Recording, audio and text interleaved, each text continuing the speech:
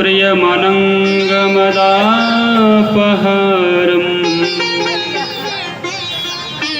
वाराणसीं पुरपतिं भज विश्वनाथम्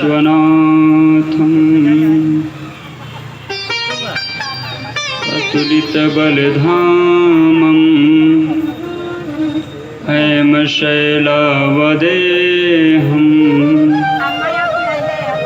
दनुजवनकिशानं ज्ञानिनामग्रगण्यं सकलगुणनिधानं वारणानामधीशं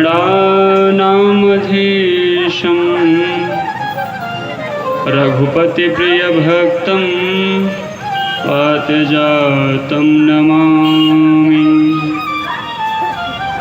श्री गुरुमूरखमुखचन्द्रमा सेवतनयन चकोर अष्टप्रहर निरखत रहूं श्री गुरुचरणन की ओर। श्री जगदम्बा शीतला धरहूं तुम्हारे ध्यान अष्टप्रहर निरखत रहूं खड़ा जोरी जुगपान। जय जय श्री राधा रमण जय जय नवल किशोर जय गोपी चित चोर प्रभु जय जय माखन चोर। बोलो माखन चोर भगवान की भागवत महापुराण की सुखदेव भगवान की परीक्षित यजमान की गौ माता की तीर्थराज प्रयाग की काशी विश्वनाथ की वृंदावन धाम की जय जय श्री राधे श्याम। परम मंगलमय परात्पर अखिलेश्वर अकारण करुणा वरुणालय भक्तवांछा कल्पतरु ऋतित विनिंदित पीतांबरधारी श्री बालकृष्ण लाल की वांगमयी प्रतिस्वरूपा मूर्ति स्वरूपा भागवत स्वरूपा श्रीमद्भागवत महापुराण। आइए कथा में प्रवेश करने से पहले अपने मन एवं वाणी को पवित्र करते हुए कथा में प्रवेश करेंगे। उसके पहले भगवान नाम संकीर्तन तत्पश्चात फिर राधे राधे गोविंद गोविंद राधे श्री राधे राधे गोविंद राधे राधे राधे गोविंद गोविंद राधे राधे राधे गोविंद राधे गोविंद राधे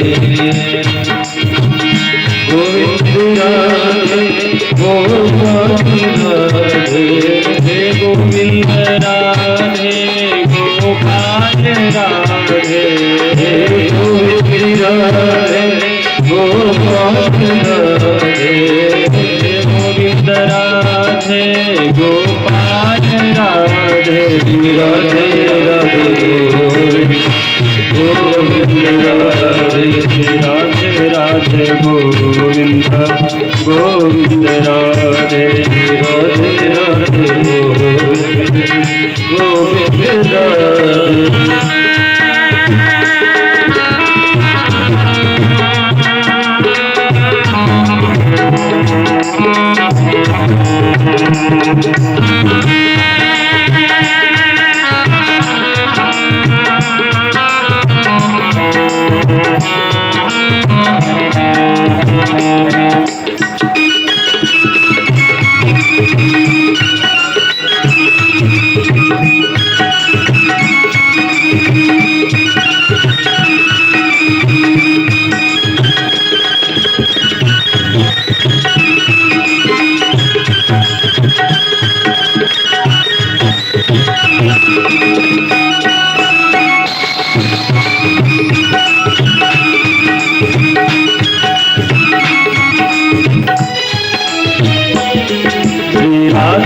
राधे गोविंद गोविंद राधे राधे राधे गोविंद गोविंद राधे राधे राधे गोविंद गोविंद राधे राधे राधे गोविंद गोविंद राधे राधे गोविंद गोविंद राधे श्री राधे राधे गोविंद गोविंद राधे गोविंद राधे गोविंद राधे गोविंद राधे गोपाल राधे गोविंद राधे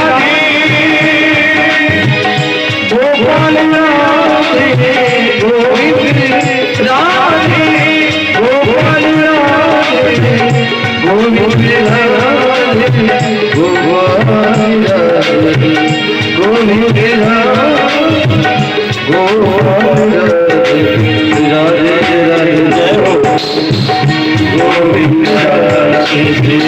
राधे गोविंद राधे राधे राधे गोविंद गोविंद राधे राधे राधे गोविंद राधे राधे राधे गोविंद राधे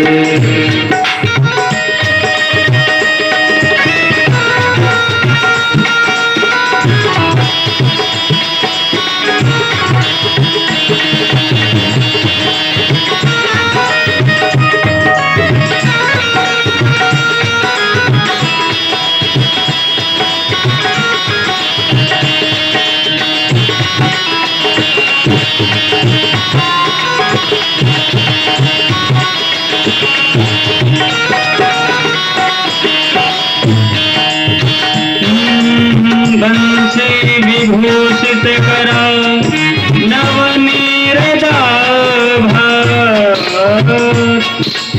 पीताम्बरादरुणविंद कपलाधरोषा पूर्णेन्दु सुंदर मुखार दरविंद नेत्रा कृष्णाकरं किमपि त्वमहं न जाने राधे राधे गोविंद गोविंद राधे राधे गोविंद राधे गोविंद राधे गोविंद राधे गोपाल राधे गोविंद राधे गोपाल राधे गोविंद राधे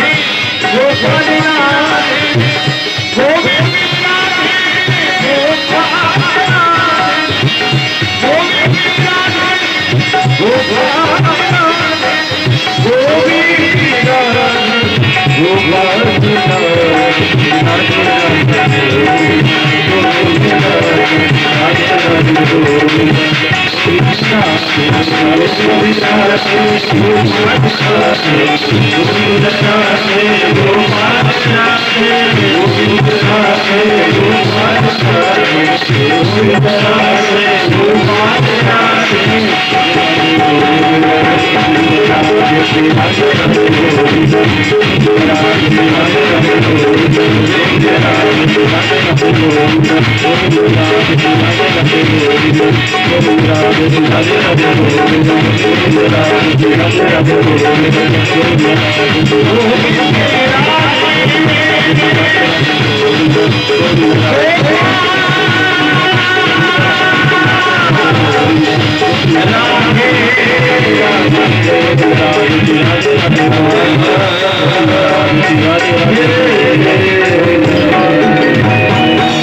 बोलो बाल कृष्ण लाल की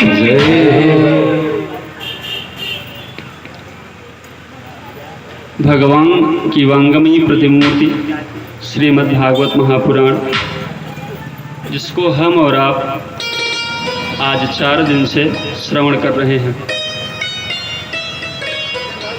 सप्तदिवसीय अनुष्ठान श्रीमद् भागवत महापुराण ज्ञान गंगा का अवगाहन, जो कि महाराज प्रथम दिवस से बहते बहते आज चतुर्थ दिवस के दिन में प्रवेश कर गई है और हम और आप सभी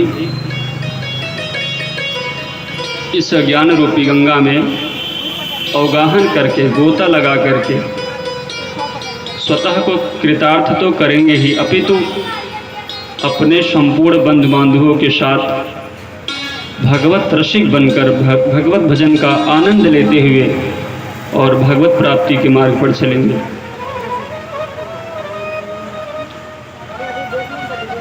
आइए कल की कथा में प्रवेश करते हैं। यहो अमीशां किमकारिशोभनं प्रसन्न येषां स्वदितु स्वयं हरिः कियैर्जन्म लब्धुं दृशुभरिताजिरे मुकुन्द सैवोपैकं स्पृहाहीनः। कल भगवान जड़ भरत जी राजा रघुगण को सुंदर उपदेश दिए थे और सुखदेव जी कहते हैं कि हम भगवान से प्रार्थना करते हैं यदि हमें जन्म मिले तो केवल भारतवर्ष में ही मिले। सुखदेव भगवान परीक्षित को समझाते हैं कि आज जो जड़ भरत हैं वो कहते हैं कि प्रभु जब भी हमें जन्म दे तो भारतवर्ष में ही दे, क्योंकि भारतवर्ष की महत्वता बताई गई है। महाराज पूरे देश में 206 देश हैं और 200 जो महाराज 6 देश है ना, वो 206 देशों में 7 द्वीप हैं और महाराज उस 7 द्वीपों में एक द्वीप हमारा ये है जिसको जम्बू द्वीप बोलते हैं महाराज। और इस जम्बू द्वीप में महाराज 9 वर्ष हैं। उस 9 वर्षों में ये हमारा भारत 9वां वर्ष है और इस भारतवर्ष में कर्म प्रधान है। जो भी मनुष्य जन्म लिया है, एक भारत ही ऐसा देश है जो लोग अपने कर्मों पे तत्पर हैं। यहाँ तक कि देश और विदेश के भी लोग यहाँ हमारे भारतवर्ष में आकर के यहाँ की संस्कृति और यहाँ के धर्म को, सनातन धर्म को अपना रहे हैं। आप कहीं भी तीर्थ स्थान पे जाइए, चाहे वो वृंदावन हो या काशी हो या हरिद्वार हो इत्यादि कहीं भी तीर्थ स्थल, आप वहाँ देखेंगे कि विदेश से लोग आकर के हमारी संस्कृति को अपना रहे हैं। अरे महाराज, वहाँ की महिलाएं, जो महिलाओं के गणवेश होते हैं, जो महिलाओं के गणवेश होते हैं महाराज, वो धारण करके और त्रिपुंड धारण करके हाथ में जपमाली लिए राम नाम, कृष्ण नाम, हरि नाम का जाप कर रही हैं। और इतना नहीं महाराज, अपने बालकों को भी लिए हैं, छोटे से बालक को लिए हैं और उस तीर्थ स्थल की भ्रमण भी कर रही हैं, भगवत दर्शन भी कर रही हैं और भजन भी कर रही हैं। और महाराज हमारे यहाँ ऐसा प्रचलन आ गया कि विदेशी तो आकर के हमारे धर्म को अपना रहे हैं, लेकिन हमारे यहाँ की माताएं बहनें महाराज जो विदेश में रीति रिवाज है उसको अपना रही हैं। यथार्थ गलत है, ऐसा नहीं होना चाहिए। जो भारतीय परिधान है, जो हमारी माताएं धारण करती हैं, अरे व्यक्ति अपने सुंदर दिखने के लिए देह दिखाए, ये आवश्यकता नहीं है। यदि माताएं भारतीय परिधान में बैठ जाए महाराज तो उनके जैसा कोई सुंदर दिखता नहीं, क्योंकि वो साक्षात लक्ष्मी दुर्गा दिखती है। तो यहीं से संस्कृति जो हमारी है महाराज, बालकों को कहाँ बैठना चाहिए, किसके सामने क्या बोलना चाहिए, इस सब का कोई संस्कार, कोई ज्ञान नहीं है। होगा कैसे महाराज, जब माता पिता के पास ही नहीं है तो बालक को कहाँ से आएगा। क्यों कि माता पिता को सांसारिक कार्यों के अलावा कभी समय तो मिला नहीं कि सत्संग में जाएं, सत्संग में जाएं, भगवान से कीर्तन करें, या ये जाने कि अरे इतना नहीं पता है हम सभी हिंदुओं को कि हमारा धर्म क्या है। अभी किसी से आप पूछ लीजिए भैया, ज़्यादा नहीं, आप अपने केवल 5 पीढ़ियों का नाम बताओ, नहीं बता पाएगा। पापा का, पिताजी का बता देगा और अपने दादाजी का। बस पूछिए भैया गोत्र क्या है, गोत्र भी नहीं बता पाएगा। वर्ण क्या है, शिखा क्या है आपकी। पहले के समय में जब शादी विवाह होता था ना महाराज, तो जब शादी विवाह करने वाले आते थे तो बालक को उसके नाम, उसके 5 पीढ़ियों का नाम, उनके मामा जी के यहाँ का नाम और आपकी गोत्र क्या है, आपकी शाखा क्या है, शिखा क्या है, कौन सा वेद है, आपके इष्ट कौन है, ये पूछते थे। और महाराज आज तो किसी को कुछ पता ही नहीं है। इसलिए इसके कारण कोई और नहीं, हम ही और आप हैं। हम आपने कभी चेष्टा ही नहीं किया। जब हम और आप कभी जाने ही नहीं तो अपने बालक को क्या बताएंगे। ये भारत देश महाराज कर्म प्रधान है, और इस भारत देश में महाराज देवता भी आने के लिए तरसते हैं। वो भी कहते हैं कि अगर प्रभु हमें यदि जन्म देना तो भारतवर्ष में देना, क्योंकि वो कर्म प्रधान भूमि है, कि कर्म प्रधान विश्व रचि राखा। और ऐसा देश है कि महाराज आप जैसा कर्म करेंगे वैसा आपको फल मिलेगा। पहले के समय में होता था भैया अगर आप इस जन्म में कोई बुरा कर्म करेंगे तो इसका फल आपको अगले जन्म में मिलेगा, परंतु अब ऐसा नहीं है। अब आप अगर इसी जन्म में बुरा कर्म कर रहे हैं तो आपको इसी जन्म में ही भोगना पड़ेगा।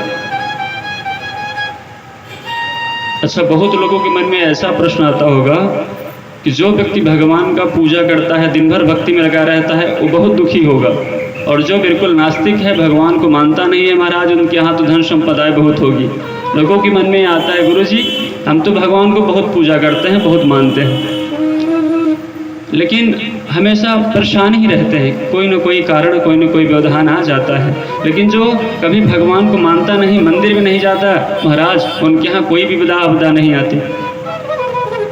तो उसका कारण ये है भगवान पहले परीक्षा लेते हैं, और परीक्षा लेते हैं अपने भक्तों की, और जानते रहते हैं क्या कि इस अगर कठिन घड़ी में ये भक्त बदल गया, वापस चला गया तो कोई बात नहीं, अगर इस कठिन परिस्थिति में भी इसने हमको याद करना नहीं छोड़ा, हमें नहीं भूला, तो आगे बढ़कर भगवान ऐसे अपनाते हैं, इतनी फिर धन संपदा की व्यवस्था करते हैं कि फिर उसको कभी जीवन में किसी से मांगने की आवश्यकता नहीं पड़ती महाराज। तो कैसे भी समय हो, किसी भी परिस्थिति में भगवान को न भूलें। सब वेदों के, सब उपनिषदों के हमारे जीवन के वही एक सार है प्रभु। और इसी प्रकार से सुखदेव भगवान बता रहे हैं कि इस भारतवर्ष में जो जैसा कर्म करता है उसको उसी प्रकार के नरक की यातना भोगनी पड़ती है। परीक्षित जी कहते हैं कि प्रभु ये नरक क्या है, हमें इसका वर्णन सुनाइए। तो बताने लगे कि हमारी इस पृथ्वी से दक्षिण दिशा की तरफ 28,000 योजन, 100 योजन की दूरी पर 28 प्रकार के नरक हैं। रौरव, महारौरव, कुंभीपाक, तामिस, अंध्रतामिस, इस प्रकार करके 28 प्रकार के नरक हैं। कहते हैं कि जो व्यक्ति दूसरों की हिंसा करता है, किसी जानवरों की हत्या करता है, वो कुंभीपाक नामक नरक में जाता है। परीक्षित जी ने कहा महाराज कि कुंभीपाक क्या होता है? बोले कुंभीपाक उसको कहते हैं जहाँ की बड़ी भट्टी जलती रहती है और बड़े बड़े महाराज भगोले में और हजारों मन तेल उबलता रहता है, और जब व्यक्ति यहाँ से जाता है तो उसको उसी तेल में डाल दिया जाता है और वो खौलने लगता है। बोले महाराज ये अंधतामिश क्या है? बोले अंधतामिश ये है जो किसी कन्याओं को मारता है या किसी अंधे को, किसी का धन लेता है, किसी को मार करके उसका धन वैभव संपदा हरण करता है, उसको अंधतामिश नरक में जाना पड़ता है। बोले महाराज ये अंधतामिश क्या है? बोले संसार का ये अंध कुआं है। आप जहाँ नरक में जाएंगे महाराज वहाँ एक अंध कुआं है, ऐसा कुआं कि आप चलते चले जाएंगे आपको दिखेगा नहीं, और तत्कालीन तत्क्षण आपके सामने आएगा और आप अंध कुआं में चले जाएंगे और वो कुआं ऊपर से ढक जाएगा। उसी में आज छटपटा के आपकी मृत्यु हो जाएगी, लेकिन कोई बचाने वाला नहीं होगा। बोले महाराज कि जो किसी बालकों की हत्या करता है, किसी गरीब को सताता है, या अगर ज़्यादा बलवान है किसी को परेशान करता है महाराज, किसी के धन स्त्री आदि हरण करता है, तो उसको रौरव नामक नरक में जाना पड़ता है। महाराज बोले कि ये रौरव क्या होता है महाराज, इस नरक का वर्णन करें। बोले रौरव ऐसा नरक होता है कि आपकी संपूर्ण शरीर बनी रहेगी और देखते देखते महाराज पूरे शरीर को, ये रौरव नामक कीड़े होते हैं, पूरे शरीर को ऐसे चाल जाएंगे चलने की तरह। दर्द बहुत होगा लेकिन आपकी मृत्यु नहीं होगी, केवल आप तड़पते रहेंगे। इसी प्रकार से गरुड़ पुराण में 28 प्रकार के नरकों का विशेष रूप से वर्णन है। बोले महाराज यदि इन नरकों से बचने के लिए क्या करना चाहिए? बोले अगर इन नरकों से आपको बचना है तो आप गौ सेवा करें, संत सेवा करें और दान की सेवा करें। देखिए आप जहाँ भी आएंगे ना महाराज, आपको गौ सेवा, दान सेवा, संत सेवा, ब्राह्मण सेवा अवश्य मिलेगी। किसी ने व्यक्ति ने कहा महाराज ये मनुष्य तो चलते फिरते कब्रिस्तान है। हमने कहा भैया कैसे? बोले जब जीव की हिंसा करके खाते हैं, वो जीवों को मार के खा लेते हैं, तो जो पशु पक्षी या जब मर जाते हैं तो उनको दफनाने के लिए कब्रिस्तान तो जाना पड़ता है। जब वो किसी पशु पक्षी को खा लेते हैं तो वो पशु पक्षी उनके अगर पेट में रहा तो चलता फिरता कब्रिस्तान ही हुआ ना महाराज। तो व्यक्ति आज के समय में चलते फिरते कब्रिस्तान हो गए हैं। और गौ सेवा करें। महाराज गाय कौन है? गाय साक्षात हमारे कन्हैया की परम लाडली माँ है। गाय में ही गोपाल का वास है। हमारे भगवान जब वृंदावन में आए तो उनका प्रथम कार्य था कि वो गौ सेवा करते थे महाराज। कि गोविंद और गैयन में अंतर निरंतर नाही, गोविंद ही गैयन का भेष धरे आयो है। कि सेवा कर सावधान इनको रिझाय लो, कि रिझवे के इनके परम पद पावे हैं। कि अष्ट प्रकृति विश्व ब्रह्मांड करवे को शुद्ध, राम कृष्ण कवि हरि धेनु बन के आए हैं। हमारे राम कृष्ण ही गाय का रूप धर के पृथ्वी को तारने के लिए आए हैं महाराज। इसलिए गौ की सेवा अवश्य करें। और महाराज पूरे विश्व में केवल 2 जगह ही गाय काटी जाती है, सबसे ज़्यादा कहाँ? एक हमारे भारत में और दूसरा बांग्लादेश में। तो आज हम फिर यही कहेंगे। अच्छा सब सोचते होंगे कि गुरुजी हमारे पड़ोसी से कह रहे हैं। पड़ोसी से नहीं महाराज, हम आप सभी से कह रहे हैं, जो भी सुन रहा है, कि अगर हर व्यक्ति अपने घर में गौ पालना शुरू कर दे महाराज, तो वो दिन दूर रही कि गाय की हत्या होगी। अगर ऐसा ही चलता रहा तो एक समय ऐसा आएगा कि आप सभी चित्र में अपने बालकों को दिखाएंगे कि बेटा देखो गैया मैया ऐसा हुआ करती थी।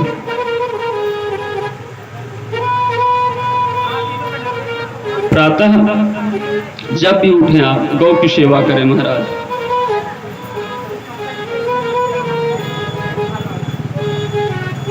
और सुखदेव जी परीक्षित जी को समझाते हैं, अगर आप इन नरकों में न जाना पड़े तो उसके लिए भाई पाप तो हमसे डेली हो जाते हैं। देखिए हर व्यक्ति से प्रतिदिन कुछ न कुछ पाप हो ही जाता है। जब हमारी माताएं पहले भोजन बनाती थी लकड़ी पे, तो जब भोजन बनाती थी तो महाराज लकड़ी में कुछ जीव भी रहते थे, और भोजन में बनाने के लिए जब लकड़ी का उपयोग होता था तो जलने की वजह से कुछ जीवों की मृत्यु हो जाती थी। कुछ ऐसे हैं कि हम आप जब पैदल चलने लगते हैं महाराज, तो कुछ चींटी इत्यादि नन्हे जीव हैं जो कि हमारे पैरों से दब जाते हैं और पाप हो जाता है। और महाराज कुछ जीव तो ऐसे हैं जो कि इतने सूक्ष्म हैं कि हमारे शरीर में ही रहते हैं, वो किसी न किसी प्रकार से महाराज उनकी भी मृत्यु हो जाती है। तो इन सब पाप, जो ये सब पाप हैं, इनसे बचने के लिए हमको क्या करना चाहिए? अच्छा आपको आज एक बात और बता दें, अगर गौ माता न रही ना महाराज तो संसार नहीं रहेगा। अच्छा आप भी सोचेंगे महाराज कि गौ माँ न रही तो संसार कैसे नहीं रहेगा? सुनिएगा, महाभारत में एक श्लोक आता है कि गोभिः विप्रैश्च वेदैश्च सत्यभिः सत्यवादिभिः अलुब्धा दानशीलैश्च सप्तयते धार्यते महिम गोभिः विप्रैश्च वेदैश्च। ये 7 चीजें अगर न रहे महाराज तो ये पृथ्वी रह नहीं सकती। गाय, ब्राह्मण, वेद, पतिव्रता स्त्री और सत्य बोलने वाला, वेद को जानने वाला। अगर महाराज गौ माता न रही तो ब्राह्मण नहीं होंगे। पूछिए कैसे? क्योंकि जब भी कोई पूजन पाठ होता है तो पूजन में पंचामृत के लिए, पंचगव्य के लिए गौ माता के दुग्ध और दूध, घी और दही का प्रयोग होता है, पहली बात। और पहले के समय में जहाँ पूजन होता था, जब तक उस स्थान को गैया मैया की गोबर से लेपन नहीं होता था तब तक उस स्थान को शुद्ध नहीं माना जाता था। महाराज जब गैया मैया नहीं रहेंगी तो गोबर नहीं होगा, और जब गोबर नहीं होगा, मैया नहीं रहेंगी तो दूध दही नहीं होगा, और जब पंचगव्य बनेगा ही नहीं तो ब्राह्मण पूजा किसकी कराएंगे महाराज? और अगर जब ब्राह्मण नहीं रहेंगे तो वेद को जानने वाला कौन है? कौन वेद को पढ़ेगा? कौन हमें समझाएगा कि वेद में क्या है? कि गोभिः विप्रैश्च वेदैश्च, वेद में क्या है जानने के अधिकारी सब हैं, परंतु वेदों का वाचन करे ये केवल ब्राह्मण ही कर सकता है। ब्राह्मण के अलावा महाराज कोई वेद को वाचन नहीं कर सकता। जानकारी के लिए तो भाई सबको जानना चाहिए कि हमारे वेद में क्या है, परंतु वेद के कहने के अधिकारी, वेद के बोलने के अधिकारी केवल ब्राह्मण हैं। तो महाराज जब ब्राह्मण नहीं रहेंगे तो वेद नहीं रहेगा, और अगर वेद नहीं रहेगा महाराज तो स्त्रियों को पतिव्रता होना चाहिए। ये ज्ञान हमको कहाँ से आता है? सत्संग से ही तो आता है। तो फिर माताओं को पता नहीं चलेगा, फिर वो पतिव्रता नहीं होंगी। और सत्य बोलने की ये जो बात है, ये बातें हमको कहाँ से पता चलती हैं? सत्संग से। कि गोभिः विप्रैश्च वेदैश्च सत्यभिः सप्तवादिभिः अलुब्धा दानशीलैश्च। हमें दान करना चाहिए, सेवा करना चाहिए, ये संपूर्ण बात हमको वेद से मिलता है। तो महाराज ये वेद नहीं, गाय नहीं रही तो ब्राह्मण नहीं रहे, ब्राह्मण नहीं रहे तो वेद नहीं रहा, और वेद नहीं रहा तो ये संपूर्ण कुछ भी नहीं रहा। इसलिए गाय सेवा परम आवश्यक है। महाराज इन सभी पाप कर्मों से बचने के लिए हमको क्या करना चाहिए? सुनिएगा। कि कर्मणा कर्म निर्हारो नार्हन्ति करिष्यते अविद्धधिकारित्व प्रायश्चित्तं विमर्शनम्।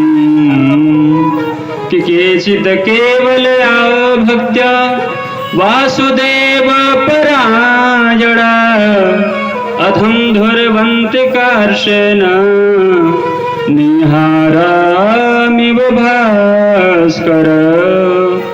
केचित् केवल या भक्ता वासुदेव परायणा। कर्म करे महाराज। कर्म कैसा है? जैसे माताएं सुबह भोजन बनाती ना महाराज, तो उसमें से एक रोटी ऐसा निकालें, उसमें थोड़ा सा घी या जो भी हो अपने पास कुछ लगा करके एक गैया मैया को गौग्रास अवश्य निकालें। हर घर से गौ माता के लिए गौग्रास निकलना चाहिए। और महाराज छोटे छोटे आटा के लोई बना करके जल में डालें, मछलियों को भोजन कराएं। देखिए एक गरीब आदमी सोचे अगर कि हम भंडारा कर दें तो बेचारा कहाँ से करा पाएगा, लेकिन अगर वो थोड़ा सा आटा लेकर के छोटी छोटी लोई की गोली बना करके जल में डाले महाराज, तो आप सोचिए कितने जीव जंतु पाएंगे और एक साथ में कितना बड़ा भंडारा हो जाएगा। तो गौग्रास निकालें। और पूर्णिमा, अमावस्या इत्यादि पर्वों पर संत ब्राह्मणों को, जिसको सीधा बोलते हैं, भिक्षा अवश्य दें। और जैसे कि अब तो हर घर में गैस की व्यवस्था हो गई, नहीं पहले तो घर में जब लोग चूल्हे में भोजन बनाते थे ना महाराज, तो रोटी बनाने के बाद उसमें रोटी और गुड़ को और घी मिला के उसको मिला लेते थे महाराज, और पंचग्रास 5 बार करके उसी अग्नि में आहुति देते थे। उसके बाद फिर भगवान को भोज लगा करके प्रसाद रूपी उस भोजन को बना करके तब पाते थे। और तब के समय में महाराज न किसी को कोई जल्दी रोग पकड़ता था, न किसी को हॉस्पिटल जाना पड़ता था। ऐसे ऐसे पुराने जमाने के आज भी ऐसे कई व्यक्ति भी होंगे जिनकी आयु 100 वर्ष से अधिक हो गई होगी, अभी भी वो हैं। अभी लोगों के क्या कहें, हमारे बाबा जी हैं 107 वर्ष के, और आज भी बिना चश्मा के ही पढ़ते हैं वो, और सीधे होके चलते हैं। और हमारे पिताजी वो तो बिना चश्मा के महाराज देख नहीं पाते। तो महाराज पहले के जो व्यक्ति होते थे ना, तो वो अपने नियम, कर्म, आसन, प्राणायाम और धर्म कर्म से होकर चलते थे, इसलिए उनके शरीर में कोई व्याधि नहीं आती थी।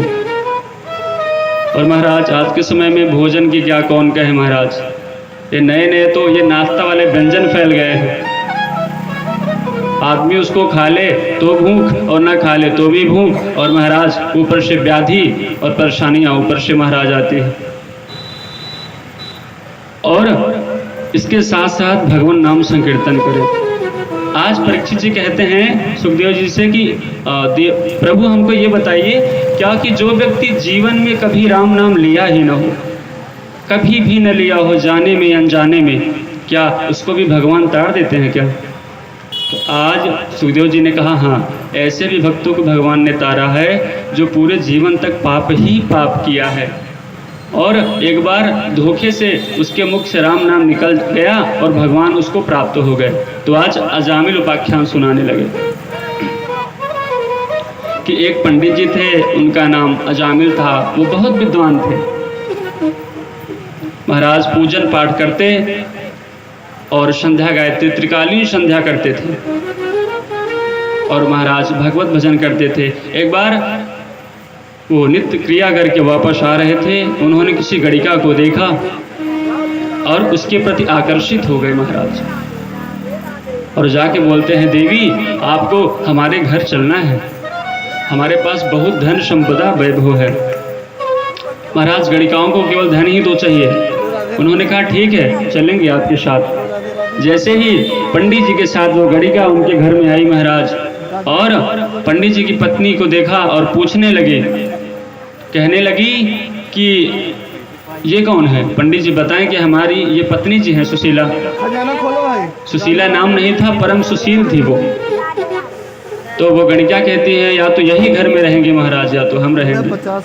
पंडित जी ने उस गणिका के मोह की वश में अपनी पत्नी को घर से बाहर निकाल दिया महाराज, और उस गणिका के साथ रहने लगे, और उनकी जो मति थी महाराज भ्रष्ट हो गई, उनकी बुद्धि बिगड़ गई महाराज। प्रातः कालीन हुआ, पंडित जी पुनः संध्या काल में बैठे, जैसे भाई पूर्वजन्म का संस्कार कैसे वापस चला जाएगा। गणिका बोली अरे आप ये सब क्या कर रहे हैं? पंडित जी ने कहा भैया भगवान का नाम ले रहे हैं। गणिका ने कहा ये सब कुछ नहीं चलेगा, आप तो केवल धन कमा के लाइए। अब बेचारे पत्नी से इतना डरते थे, गणिका से इतना मोह करते थे कि धन कमाने लगे महाराज, और इतना धन कमाने में व्यस्त हो गए महाराज, धनों के लिए वो डाकू बन गए महाराज। जो कोई भी आता रास्ते में उसके धन छुड़ा लेते, लोगों को मारते, हत्या करते, जीवों की हत्या करते, केवल धन प्राप्ति के लिए। आज वही पंडित जी जब घर से बाहर निकलते हैं तो लोग अपने घर के गेट को बंद कर लेते हैं, दरवाजे को। अरे भैया डाकू अजामिल आ गया, और डाकू अजामिल के नाम से प्रसिद्ध हो गए। रात्रि में जिस रास्ते में अजामिल का घर पड़ता था महाराज, उस रास्ते से कोई आता जाता नहीं था, लोग भयभीत हो गए थे अजामिल से महाराज। कुछ दिन बाद कुछ संत अयोध्या से वृंदावन जा रहे थे। माताएं थोड़ा ध्यान से सुनिएगा, आज आप लोग फिर बातें करने लगे हैं, बोलिए राधे राधे। तो जो पंडित जी थे वो अयोध्या से, कुछ संत थे अयोध्या से वृंदावन जा रहे थे महाराज। जैसे अजामिल के गांव में पहुंचा, अजामिल के गांव में जैसे ऋषि जी लोग और वो संत लोग पहुंच गए तो रात्रि हो गई। तो उन्होंने उसी गांव में किसी बालक से पूछा भैया यहाँ कोई भक्त रहते हैं क्या, भगवत प्रेमी, कि उनके यहाँ हमें रुकना है और रात्रि रुक करके और सुबह प्रातःकालीन हो करके और हम चले जाएंगे अपने फिर गंतव्य स्थान को चले जाएंगे। बालक जो था बोला, मन में सोचा आज तो आपको ऐसे भक्त के यहाँ भेजेंगे कि आप जीवन भर याद रखेंगे। अजामिल के घर का पता दे दिया, जबकि उनको पता था कि अजामिल महान नास्तिक है, संतों से ब्राह्मणों से सबका विरोधी हो गया, वो डाकू बन गया है महाराज। और संतों से वो बालक कहने लगा कि आप जा रहे हैं, अजामिल भक्त हैं, उनके यहाँ ही जाइए और हो सकेगा तो आपको दक्षिणा भी मिलेगी और आपकी पूजा भी हो जाएगी।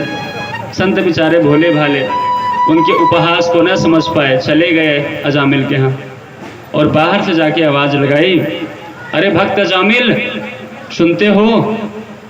महाराज अजामिल तो लूटपाट के लिए कहीं बाहर गए थे। उनकी पत्नी जो गणिका थी वो बाहर आई, बोली महाराज क्षमा करें, यहाँ कोई भक्त वगैरह नहीं रहता। अरे पंडित जी ने बताया, किसी गांव में किसी व्यक्ति ने हमें बताया है कि यहाँ कोई भक्त अजामिल रहते हैं। गणिका रोने लगी, बोली महाराज आप संतों से कभी झूठ नहीं बोलना चाहिए, हमारी माँ कहती थी। अरे यहाँ कोई भक्त नहीं रहता, हमारे पति देव हैं अजामिल, लेकिन वो भक्त नहीं हैं, डाकू हैं, लोगों का लूटपाट करते हैं, हिंसा करते हैं। अरे महाराज हम तो, आप रात्रि ठहरने की बात कर रहे हैं, हम तो अपने हाथ से एक गिलास जल भी आपको नहीं दे सकते महाराज, हम उस देने योग्य भी नहीं हैं, देने योग्य नहीं हैं। संत ने कहा कोई बात नहीं पुत्री, ठीक है तो हम लोग जा रहे हैं। जब संत जाने लगे तो वो गणिका रोने लगी, बोली महाराज क्षमा करें, अरे हमारे हाथ का, हमारे घर का आप कुछ नहीं खा सकते, लेकिन यदि हम सूखा सामान दे दें तो आप बाहर बना के प्रसाद तो पा ही सकते हैं। तो सब और जो संत थे उन्होंने कहा कि नहीं नहीं महाराज हमें चलना चाहिए इनके यहाँ से, लेकिन जो उनके सबसे मेन थे महंत जी, उन्होंने कहा नहीं हमको रुकना चाहिए। क्यों? कि अगर बिगड़े को कौन सुधारता है महाराज, संत ही तो सुधारते हैं। महंत जी ने कहा कि आज अगर हम अजामिल के यहाँ आए हैं, आज अगर हम सभी अगर अजामिल को नहीं सुधारेंगे तो जीवन में अजामिल जैसे और कोई भी होगा तो सुधर नहीं पाएगा। रात्रि में सभी संत महाराज वहाँ रुक गए और भोजन पानी अपना बनाए, दाल बाटी बना करके महाराज ठाकुर जी को भोग लगाया और प्रसाद पाके सब सो रहे हैं, लेकिन महंत जी को नींद नहीं आ रही है।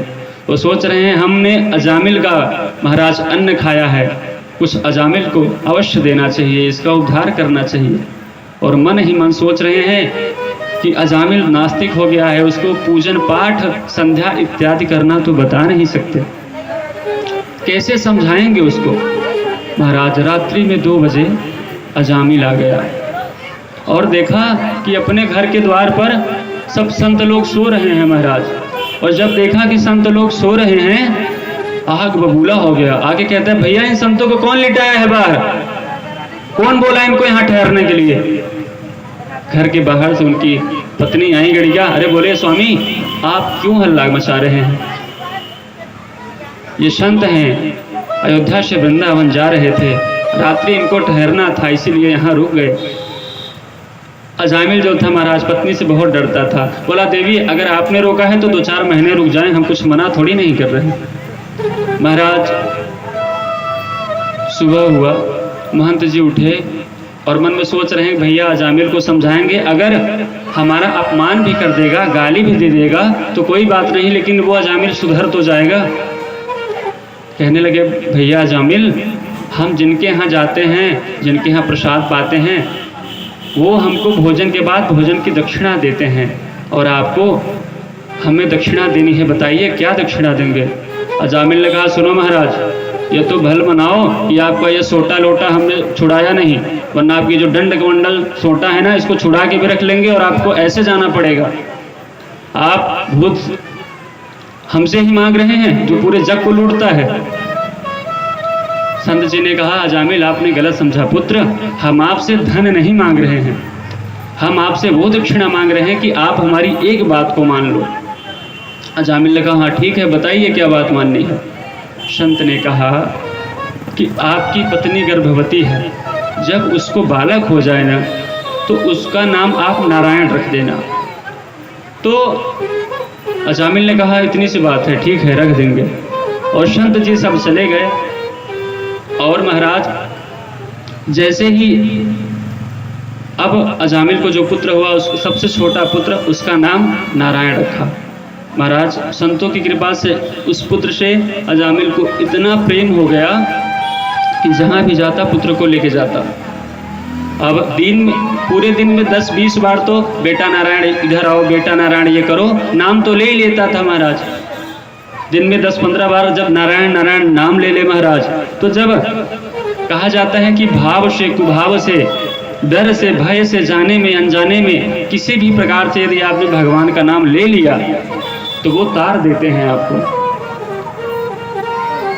जैसे महाराज आज अजामिल के पाप का घड़ा भरा और अजामिल की मृत्यु होने को आई। महाराज वो अपने पलंग पर लेटा था, यम के पार्षद लेने आए और जैसे यम के पार्षद को देखा, आज अजामिल भयभीत हो गया और देख के डर गया। भयभीत के मारे चिल्लाने लगा, अरे बचाओ, अरे बचाओ। देखा तो पास में उसका बेटा वही नारायण खेल रहा था, उसको बुलाने लगा, अरे नारायण बेटा बचाओ, बचाओ, नारायण बेटा बचाओ। जैसे नारायण का नाम लिया महाराज, यही तो संतों की कृपा थी कि अगर अंत समय में इसने नारायण का नाम ले लिया तो इसका उद्धार हो जाएगा। महाराज नारायण के पार्षद आ गए, चमकीले चमकीले पीत वस्त्र में नारायण के पार्षद आ गए और आकर के यम दूतों से, जो यम के दूत अजामिल के गले में रस्सी बांधकर खींच रहे थे, उनसे छुड़ा लिया। महाराज यम के पार्षद बोले, भैया आप कौन हैं? तो नारायण के पार्षद कहते हैं, हम नारायण के पार्षद हैं और ये अजामिल मृत्यु के अंत समय में नारायण नारायण नाम लिया है, इसलिए इसको हम भगवान के धाम ले जाने के लिए आए हैं। यम के पार्षद ने कहा, भैया ये कोई आपके विष्णु को नहीं भजा है, इसने अपने बेटे का नाम लिया है। यम के पार्षद की बात सुनकर नारायण के पार्षद कहते हैं, सुनो, अगर इसने जाने में लिया है या धोखे में लिया है, लेकिन लिया तो नारायण का नाम है, इसलिए अब ये हमारे धाम को जाएगा।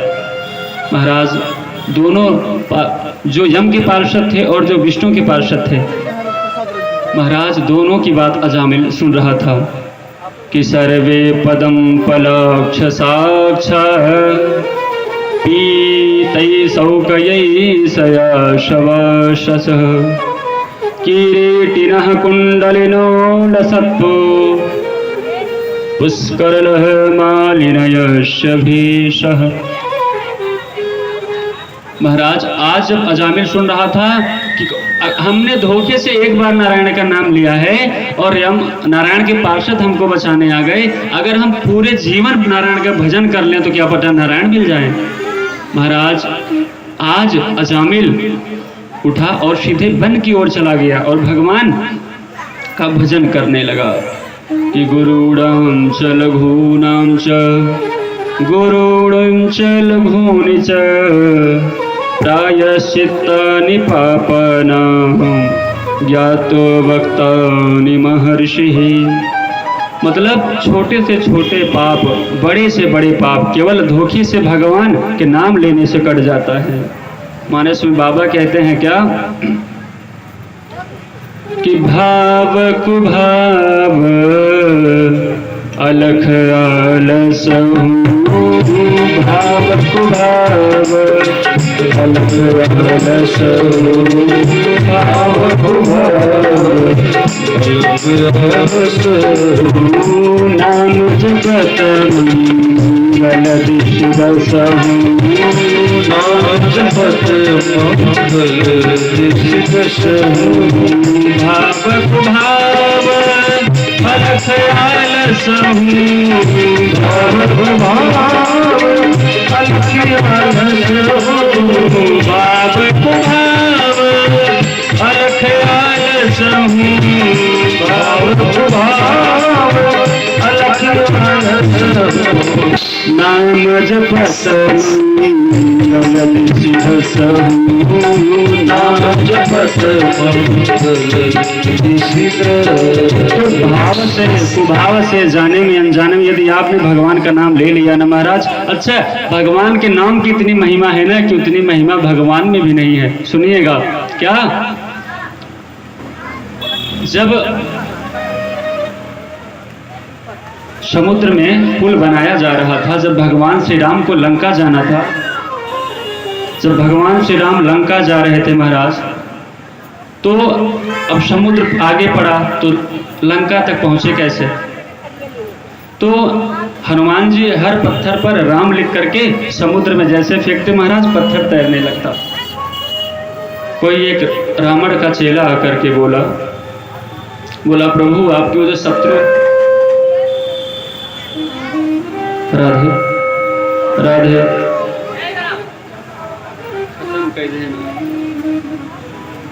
राधे श्री राधे राधे।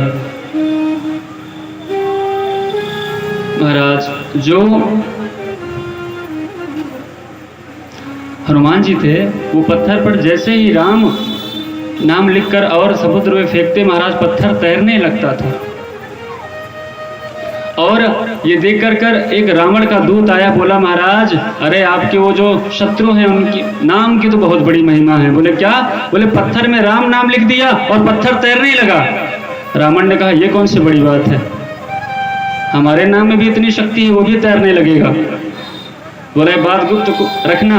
रावण अपने पार्षद को लेकर गया महाराज, रात्रि के समय समुद्र के पास खड़ा हो गया और पत्थर पर लिखा रावण और समुद्र में फेंका और पत्थर तैरने लगा। उसके दूत ने कहा वाह महाराज बड़े छुपे रुस्तम निकले, आप भी शक्तिशाली हैं। रावण ने कहा एक अंदर की बात बताऊं? पार्षद ने कहा बोलो।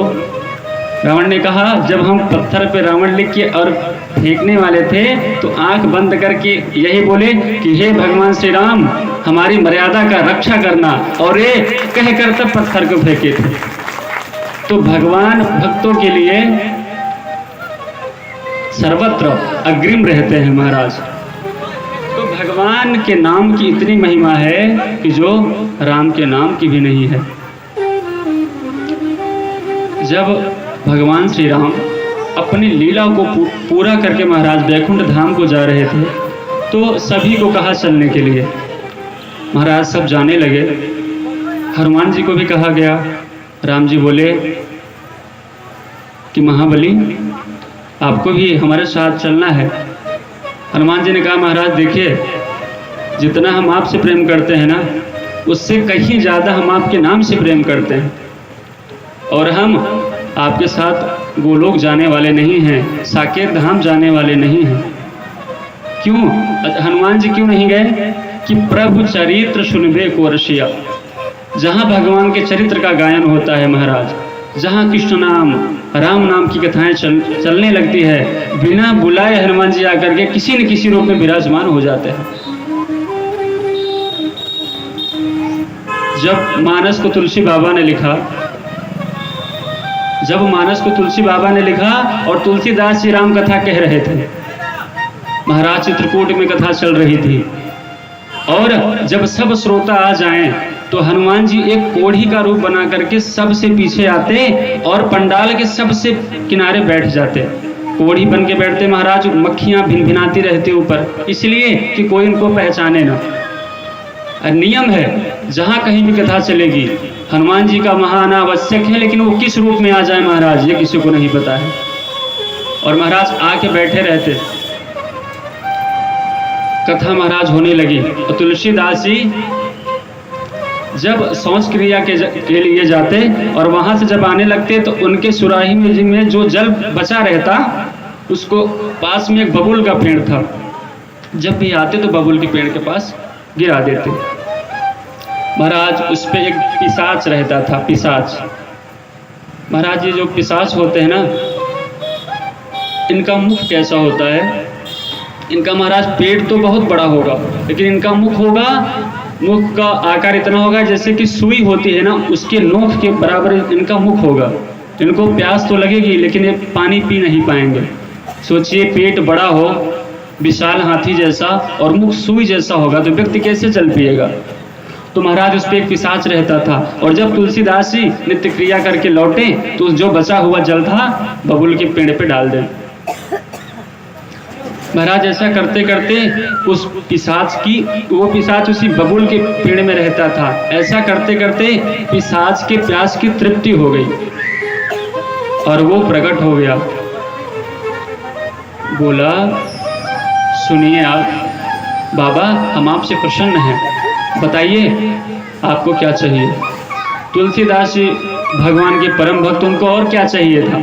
उन्होंने कहा देखिए हमको सांसारिक साधनों की आवश्यकता नहीं है, यदि आपके अंदर सामर्थ्य है तो आप हमें हमारे प्रभु श्री राम का दर्शन करा दें।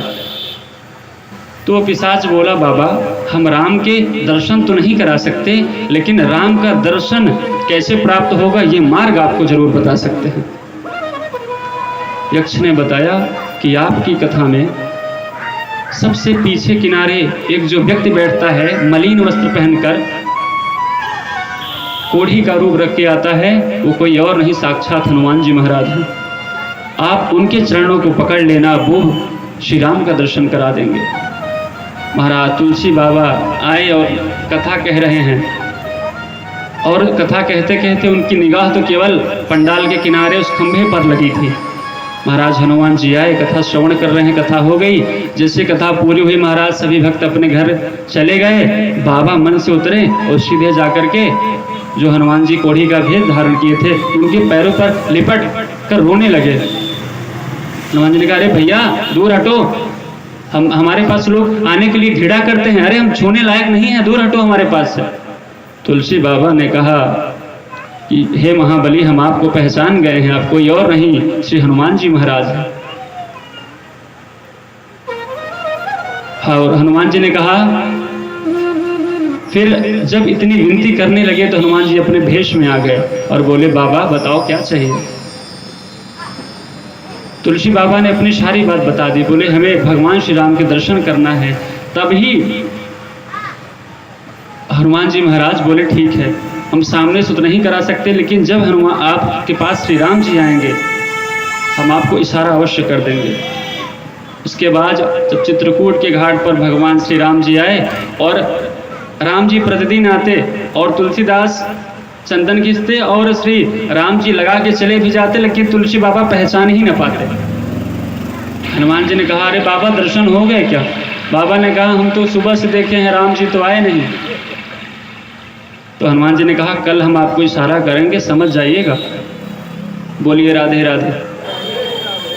आप लोगों को निद्रा देवी आ रही हैं महाराज। तो आज जैसे ही श्री राम जी आए और हनुमान जी एक तोते का रूप धारण करके बोल दिए कि चित्रकूट के घाट घाट पे भई संतन क भीड़, और चंदन घिसे तुलसीदास जी, तिलक देत रघुवीर। इतना बोले बाबा समझ गए और श्री राम जी के चरणों में गिर गए। बोले, हे प्रभु आपने दर्शन दे दिया, हम आपको पहचान गए। बोलो राजा रामचंद्र की। तो जितनी महिमा राम जी की भी नहीं है ना महाराज, उससे ज्यादा उनके नाम की महिमा है। और महाराज कहते हैं कि यदि आप परमात्मा का साथ रख लिए ना, कन्हैया का साथ रख लिए, उनकी यारी हो गई, आप उनसे मित्रता कर लिए, फिर कोई बात ही नहीं है। आइए भजन गुनगुनाएंगे। अगर बिहारी के साथ आप मित्रता कर लिए, यारी लगा लिए, एक भजन गुनगुनाएंगे सभी लोग।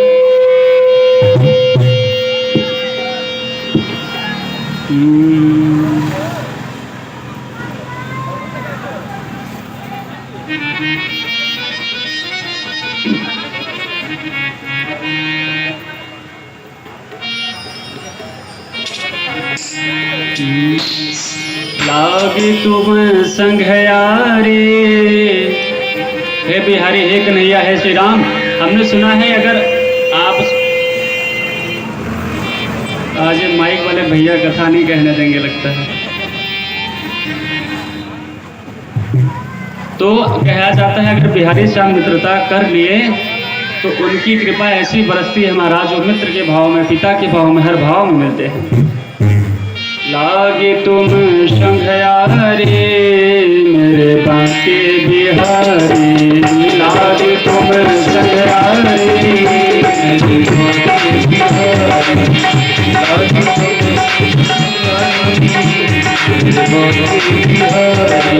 बांके बिहारी मेरे कुंज बिहारी, बांके बिहारी कुंज बिहारी, बांके बिहारी मेरे कुंज बिहारी, बांके बिहारी कुंज बिहारी, लागे तुम संग यारी मेरे बांके बिहारी, लागे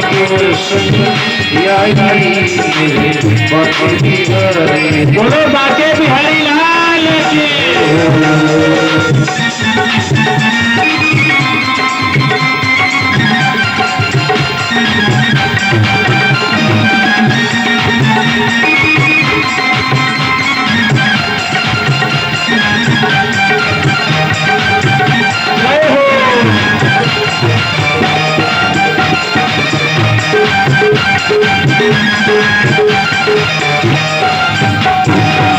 कठिन पीताम्बर गले में है माला, कठिन गले में है माला, कठिन पीताम्बर गले में है माला,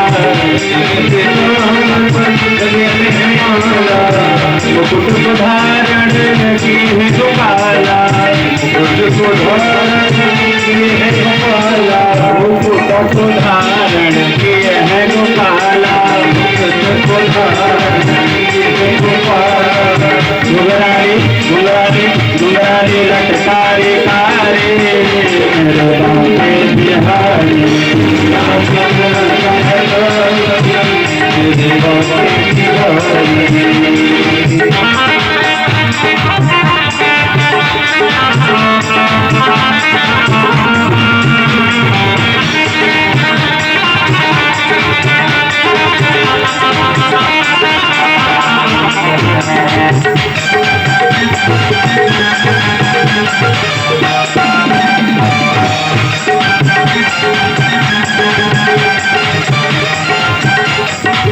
सावली सूरत दर्शन तुम्हारे, सावली सूरत दर्शन तुम्हारे, दर्शन तुम्हारे, मुरली मनोहर जब से निहारे, मुरली मनोहर जब से निहारे, मुरली मनोहर जब से निहारे, मुरली मनोहर जब से निहारे,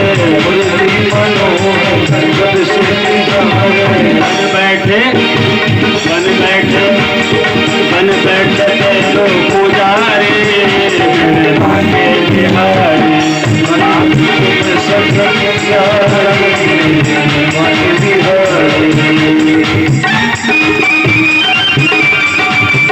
राधे दोनों हाथों से तालियों की सेवा करते हुए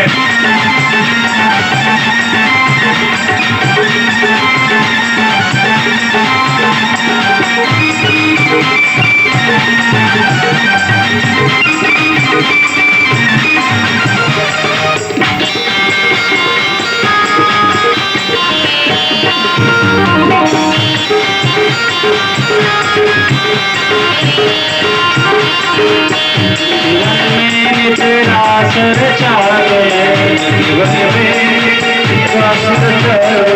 जीवन में नित रास रचावे, जीवन में रास रचावे, सखियाँ मिल गीत सुनावे, सब सखियाँ गीत सुनावे, सब सखियाँ मिल गीत सुनावे, सब सखियाँ गीत सुनावे, नाचे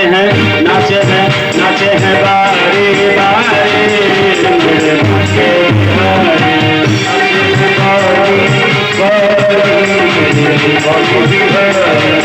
आज तुम संग आए मेरे भाग्य बिहारी, संग आए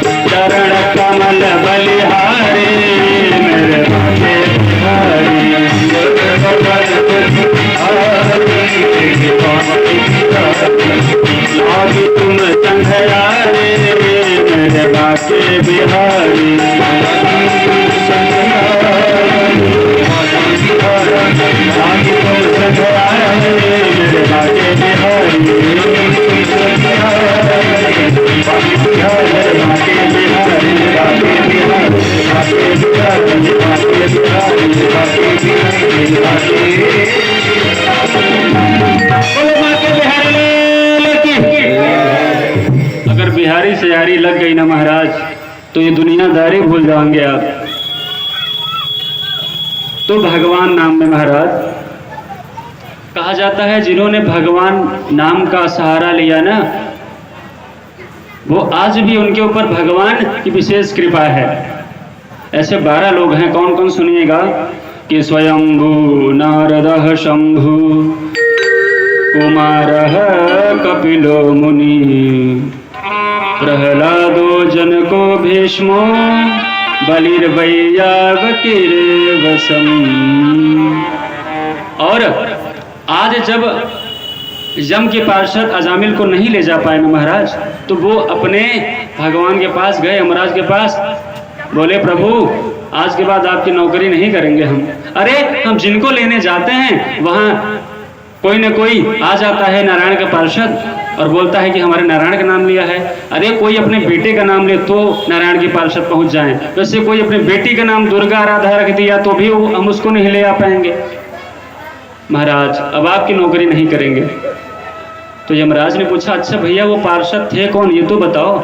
उन्होंने कहा कि नारायण के। अरे यमराज ने कहा बस बस शांत हो जाओ, नारायण का यहाँ नाम तो बिल्कुल मत लो वरना जो हमारे ये बंदी गृह में पापी बंधे हैं ना अगर ये भूल से भी नारायण नाम ले लिए तो हमारा पूरा जेल खाना खाली हो जाएगा महाराज।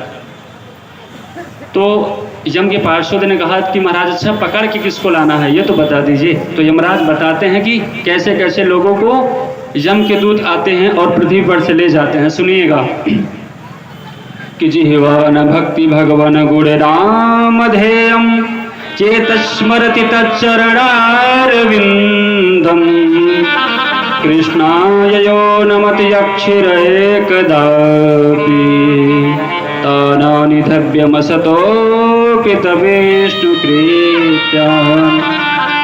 जिसके जीभ में कभी एक बार भी कृष्ण नाम ना आया हो, जिनकी मन वाणी बुद्धि कभी भगवान को उनके चरणों का ध्यान न करती हो, जिनका शीश कभी भगवान के चरणों पर न झुका हो, जो माता पिता की सेवा न करे, जो अपने माता पिता को प्रताड़ित करे, घर से बाहर करे, जो संतों का अनादर करे, गौ की हत्या करे, ऐसे लोगों को पकड़ कर लाना, उनकी विशेष व्यवस्था की जाएगी। महाराज ऐसे लोग यम के पार्षद बिना बुलाए अकेले जाते हैं, चिट्ठी उट्ठी उनको देनी नहीं पड़ती महाराज, ऐसे चले आते और बांध के ले जाते हैं विधिवत तरीके से। तो ऐसे लोगों को कहते हैं कि जो राम नाम नहीं लेता, भले ही भगवान का नाम न ले, सत्संग न करे, उसको कोई तार नहीं सकता। जो भगवान नाम न ले उसको कोई तार नहीं सकता, और जो भगवान नाम ले लिया महाराज उसको कोई मार नहीं सकता। तो भगवान के नाम का आश्रय अवश्य लें। कहते हैं बाबा मानस में एक चौपाई, क्या कहते हैं महाराज कि राम एक तापस तिय तारी, राम एक तापस तिय तारी,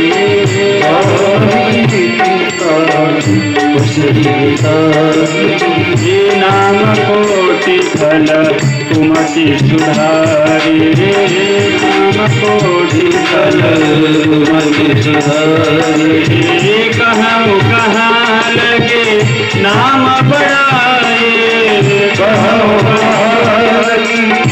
नाम बढ़ाई, कहूँ कहाँ लगे नाम बढ़ाए, नाम बढ़ाई, राम न सकहि नाम गुढ़ाई, राम न सकहि नाम गुढ़ाई। महाराज राम भगवान भी यदि अपने नामों का गुण गाए ना तो इतनी महिमा है कि वो भी बखान नहीं कर पाएंगे। उनके नामों में इतनी शक्ति है। कोई भाव से यदि भगवान को भजे, भगवान उसके हो जाते हैं। कि भाव का भूखा हूँ मैं, भाव ही एक सार है, भाव से मुझको भजे जो, भव से बेड़ा पार है। कि भाव के बस में है भगवान, भाव भाव के बस में है भगवान। कहते हैं कि भाव के बस में है भगवान। क्या? कि भाव का भूखा हूँ मैं, भाव ही एक सार है, भाव से मुझको भजे जो, भव से बेड़ा पार है। भाव के बस में है भगवान। कि भाव बिना सब साधन झूठो, बिरथा सकल बिरान। भाव बिना सब साधन झूठो, बिरथा सकल बिरान। भाव के बस में है भगवान, भाव के बस में है भगवान। ठाकुर हमारा भाव का भूखा है। कि भाव नहीं तो हर मंदिर में, भाव नहीं तो हर मंदिर में, देखत बस पाषाण। और भाव होता तो पाषाणों में प्रगट हो या भगवान। भाव के बस में है भगवान। भाव नहीं तो निधिवन मधुवन, भाव नहीं तो निधिवन मधुवन, लागत सब वीरान। कि भाव बिना सब सुनौ लागे, भाव बिना सब सुनौ लागे, मंजुल कुंजलतान। भाव के बस में है भगवान, भाव के बस में है भगवान। कहत रसिक बिन भाव मिलत नहीं, कहत रसिक जन भाव मिलत नहीं। सपने हूँ श्यामा श्याम, कि भाव होत तो जित देखूं तित देखत सुंदर श्याम। भाव के बस में है भगवान, भाव के बस में है भगवान। बरसावत रस रास रसिक जन, बरसावत रस रास रसिक जन, करत रसिक नित पान। कि कुंजन कुंजन डोलत राधा, कुंजन कुंजन डोलत राधा, सुन मुरली की तान। भाव के बस में है भगवान, भाव के बस में है भगवान। भगवान कहते हैं कि पत्रम पुष्पम फलम तोयम। यदि आपके पास संपदा नहीं है चढ़ाने के लिए, हम ये नहीं कहते कि आप अपनी सब संपदा हमको चढ़ा दें। यदि आप में भाव है तो आप पेड़ के पत्ते पुष्प फल अगर हमको चढ़ा देते हैं भाव से, तो वो भी हमको स्वीकार है। ऐसे हैं हमारे ठाकुर, ऐसे हैं हमारे कन्हैया। महाराज आगे सुखदेव महाराज ने वृत्तासुर का वृत्तांत सुनाया और भगवान इंद्र ने वृत्तासुर का उद्धार किया। आइए सप्तम स्कंद में प्रवेश करते हैं। किम समः प्रियः सुहृदान् ब्रह्मान् भूतानां भगवान् स्वयं इंद्र स्वार्थे कथं दैत्या नवधेत विषमो यथा। भगवान ने कहा, भगवान से कहते हैं सुखदेव भगवान से परीक्षित जी कि हमने सुना है भगवान दुष्टों को मार देते हैं, भक्तों को तार देते हैं। क्यों? क्योंकि भगवान के दुष्ट और दैत्य दोनों ही तो पुत्र हैं। भगवान ऐसा क्यों करते हैं? उनको समदर्शी होना चाहिए। ऐसा क्यों करते हैं? प्रभु आप उसको हमको स्पष्ट करिए, बताइए। तो भगवान यहाँ बताने लगे, कहते हैं कि भगवान को जो भी भजता है, चाहे वो भय से भजे, चाहे काम से भजे, चाहे भाव से भजे, चाहे अपनी जरूरत से भजे, भगवान उसको प्राप्त हो जाते हैं। कि कामाद्वेषात् भयात् स्नेहात् यथा भक्तेश्वरै मनः आवेशं तदगं हित्वा बहवस्त्रा तद्गतिं गथा। भगवान के भजने के रास्ते तो अलग है महाराज, लेकिन मंजिल एक ही है। जैसे कंस ने भजा था, कंस ने तो भय में भजा था, डर से भैया कि वो 8वां गर्भ जब आएगा तो काला काला होगा, मुरली वाला होगा। इतना चिंतन किया महाराज कि उसके ऐसे भजन हो गए। गोपियां ने काम के लिए भजा, गोपियों ने जिस काम से भजा उस काम को आज कलयुग में लोग बहुत ऊंचाई पर लेके चले गए महाराज, जिसकी कल्पना करना ही मुश्किल है। उनका वो गोपियों ने काम से भजा। अरे शिशुपाल जब भगवान को गाली दे रहा था तो शत्रुता के नाते भजा, और पौंड्रक जो स्वतः वासुदेव बना था, उसने अपने आप को वासुदेव बनाने के लिए भगवान का कितना चिंतन किया होगा, इसलिए भजा। तो जो जिस प्रकार से भगवान को भजता है, भगवान उसको उसी रूप में प्राप्त होते हैं। परंतु महाराज मिलते अवश्य हैं, इसमें संशय नहीं है। महाराज आज भगवान सुखदेव भगवान परीक्षित को बता रहे हैं कि भगवान दुष्टों पर भी उद्धार करते हैं। कैसे? सुनिएगा। कहते हैं जो कश्यप और दिति से जो 2 पुत्र हुए थे, हिरण्याक्ष और हिरण्याकश्यप, आज हिरण्याकश्यप को जब पता चला कि उसके भाई हिरण्याक्ष को भगवान ने वराह रूप लेकर के उनकी हत्या कर दी है, तब से हिरण्याकश्यप भगवान से द्वेष करने लगा और जा करके महाराज कैलाश पर्वत पर तपस्या करने लगा। महाराज तपस्या करते करते ब्रह्मा को प्रकट कर लिया। ब्रह्मा बाबा जैसे ही महाराज प्रकट हो गए, ब्रह्मा बाबा ने कहा कि वरम ब्रूयात्, वर मांगो वश्य। हिरण्याकश्यप ने कहा कि बाबा हमको ऐसा वर दें, न दिन में मरूं न रात में मरूं, न अंदर मरूं न बाहर मरूं, न आपके बनाए 12 महीने में से किसी महीने में मरूं, न घर के अंदर मरूं न घर के बाहर मरूं, न अस्त्र से मरूं न शस्त्र से मरूं, और यहाँ तक कि आपकी बनाई हुई सृष्टि में किसी से भी न मरूं। ब्रह्मा बाबा ने कहा ये तेरी ये जो मांग है ना, है तो बड़ी लंबी, लेकिन तूने तपस्या ऐसा किया है, चल वर देते हैं। तथास्तु कहकर ब्रह्मा बाबा चले गए महाराज। अब जब हिरण्याकश्यप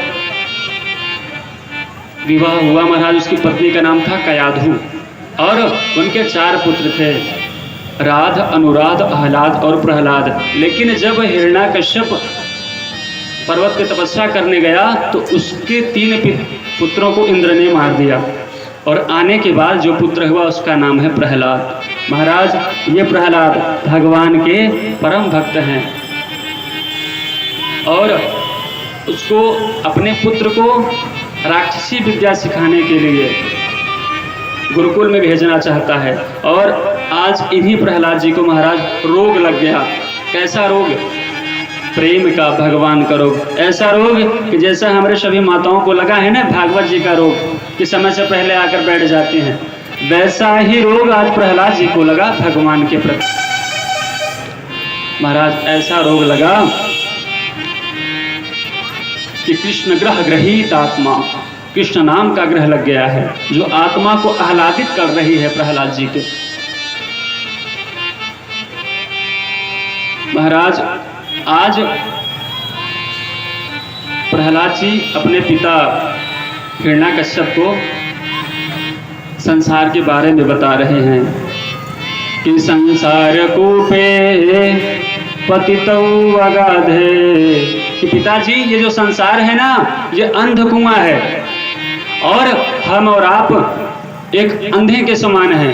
हमको ये पता नहीं है कि रास्ता कितना बड़ा है, ये मंजिल कितनी बड़ी है, कहाँ तक जाना है कहाँ नहीं जाना है, और जाने अनजाने में हम लोग आगे का कुछ खबर नहीं है, आज का महाराज कल का कुछ पता नहीं, वर्षों तक की प्लानिंग कर लेते हैं और ये नहीं पता कि कब भगवान के यहाँ से बुलावा आ जाए। और ये तो चिंता ही नहीं है कि किस लिए हम मनुष्य की योनि पाए हैं और भगवान का भजन भी करना है, ये तो दिमाग में किसी के आता नहीं महाराज।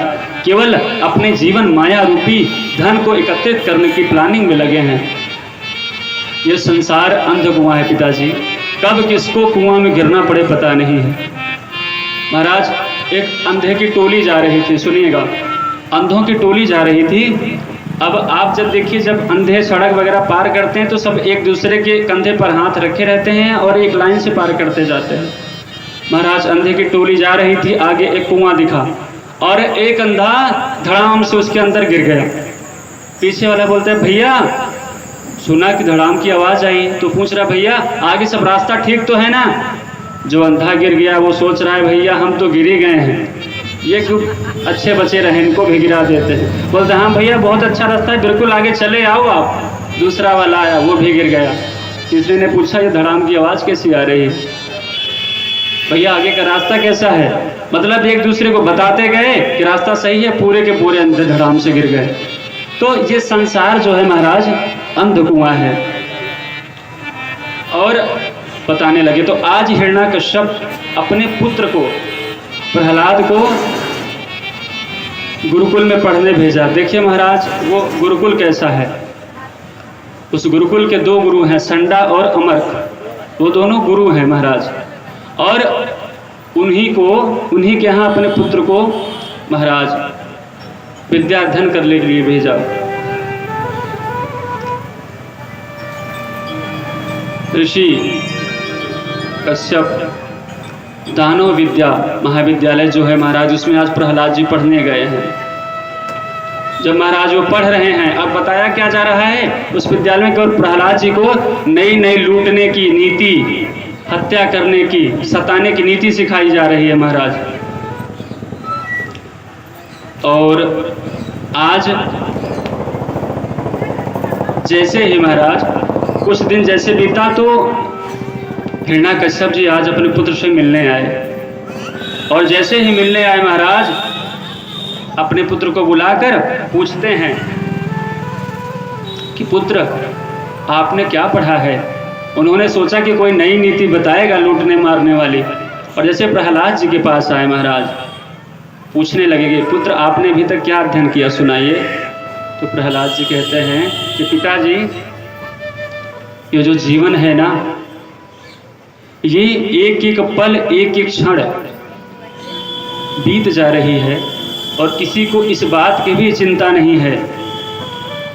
अरे जिस घर से हम आए हैं ये बता कर बोल करके आए हैं कि हम जिस सफ़र में जा रहे हैं वो सफ़र को पूरा करके, और जिस उपदेश से जा रहे हैं भगवत भजन करने, और भगवान का भजन करके उपदेश पूरा करके पुनः इस घर को आएंगे। और जब व्यक्ति इस महाराज पृथ्वी पर मृत्यु लोक में आता है तो इन माया के जंजालों में ऐसा जकड़ जाता है महाराज, ऐसा जकड़ जाता है कि उसको अपने वास्तविक घर का पता ही नहीं रहता।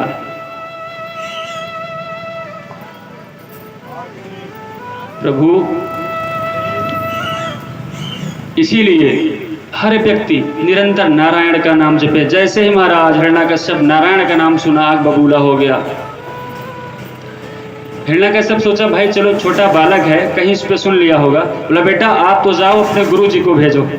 संडा अमर्क जी आए, हाथ जोड़ते जोड़ते महाराज गलती हो गई, बताएं आपका कैसा आना हुआ, कब पधारे आप। हिरण्याकश्यप ने कहा वो सब तो ठीक है, पहले ये बताओ कि हमारे बालक को आप पढ़ा क्या रहे हो। संडा अमर्क जी ने कहा, आप विद्यालय में जो विद्या नियुक्त करके गए हैं वही तो पढ़ा रहे हैं।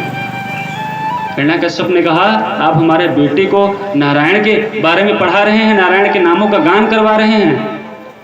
संडा अमर्क ने कहा, प्रभु क्षमा करें, अरे हमारे विद्यालय में जो विद्या चल रही है उसमें ऐसा कोई पाठ नहीं है जिसमें नारायण का नाम हो।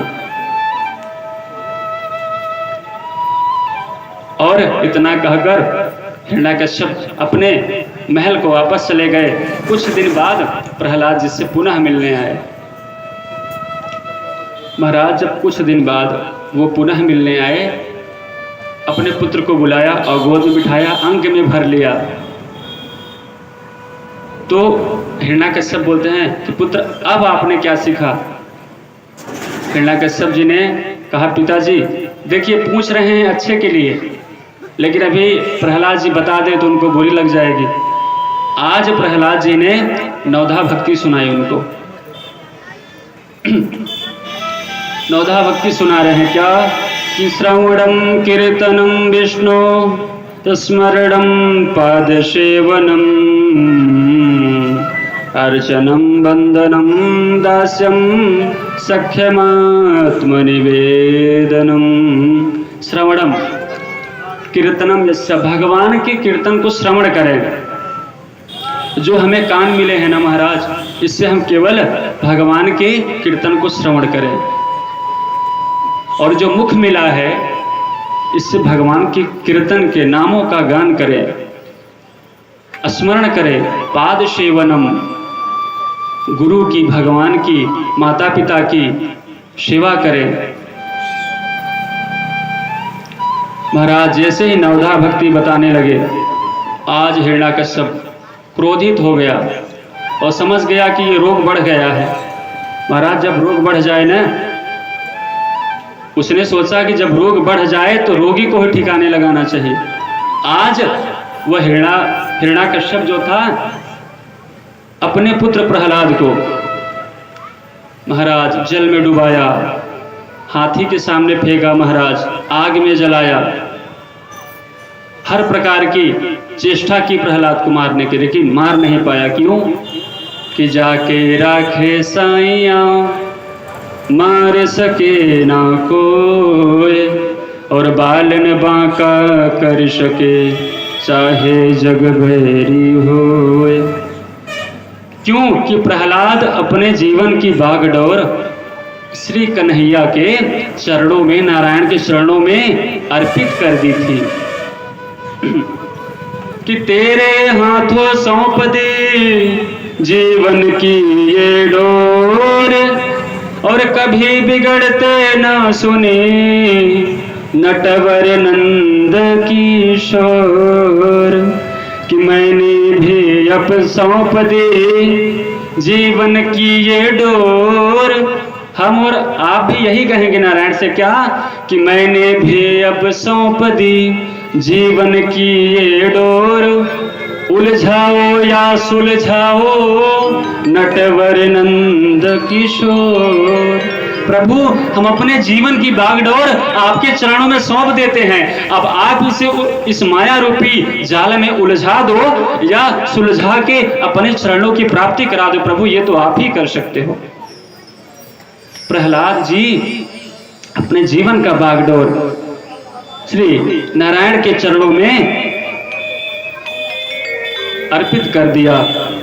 देखिए प्रहलाद जी की जो भक्ति है ना महाराज, सकाम है, निष्काम है। अगर हम कोई काम, हमारा कोई कार्य है, ऐसा मन में संकल्प लेकर भगवान की भक्ति करें तो भगवान हमको उतना देते हैं कि जितना हमारी जरूरत है, जितना हम मांगते हैं। लेकिन अगर हम निष्काम भक्ति करें तो भगवान देते नहीं हैं। प्रभु भगवान अपने आप स्वयं मिल जाते हैं भक्त को। इसलिए निष्काम भक्ति करनी चाहिए।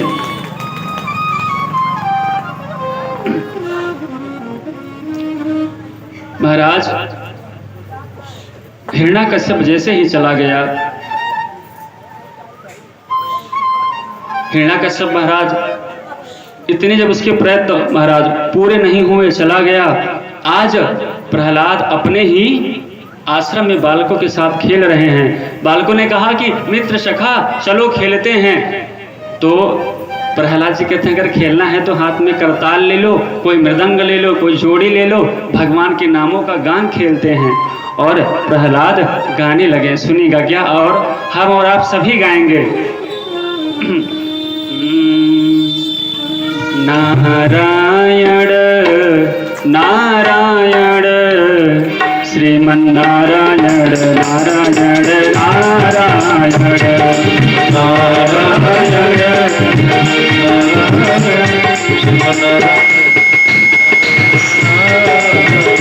श्रीमन्नारायण नारायण नारायण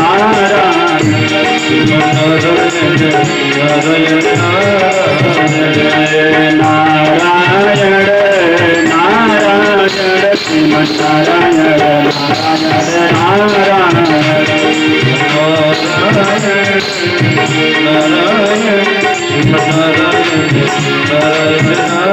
महाराज कीर्तन चल ही रहा था और जैसे ही नारायण की नामों की गूंज झंडा अमर के कानों तक पहुंचा महाराज, उन्होंने अपने 2 सैनिक को भेजा, अरे जाके देखो नारायण का नामों का गान क्या चल रहा है, जाके कीर्तन को बंद करवाओ। महाराज जैसे ही झंडा अमर के 2 सैनिक आए और प्रहलाद जी को रोकने के लिए आगे बढ़े, और जैसे ही प्रहलाद जी को महाराज पकड़ा, उनको भी भगवान नाम का करंट लग गया और वो भी गाने लगे क्या, नारायण नारायण श्रीमन्नारायण नारायण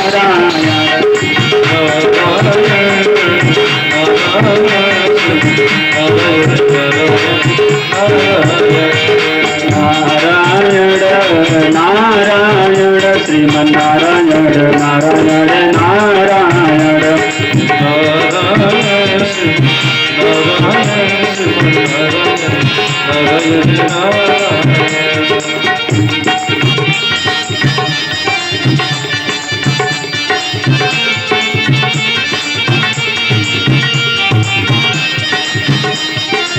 बोलो नारायण भगवान की।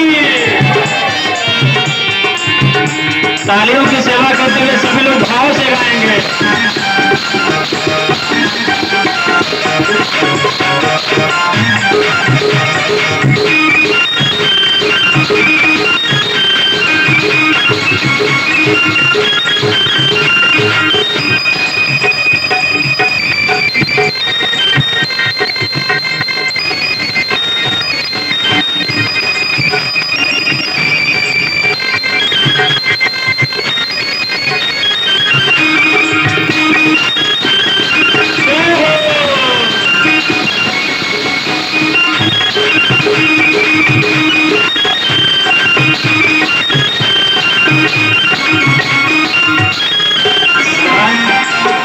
जैसे ही झंडामर ने देखा कि हम 2 सैनिक को भेजे महाराज, इतना समय हो गया अभी वापस नहीं आए, उनको लगा कि कीर्तन करने वालों की संख्या अधिक थी, इसलिए उन्होंने हमारे 2 सैनिकों को वहीं पकड़ के बांध लिया।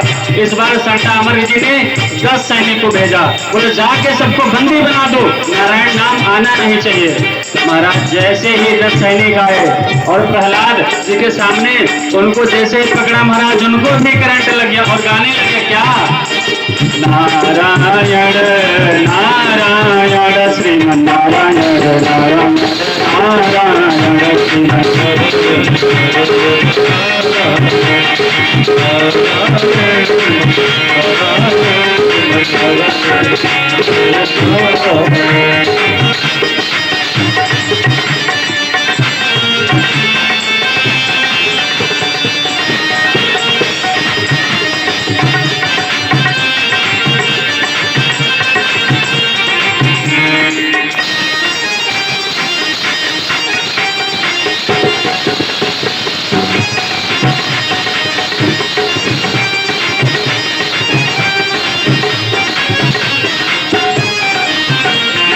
महाराज इस बार तो हद ही हो गई।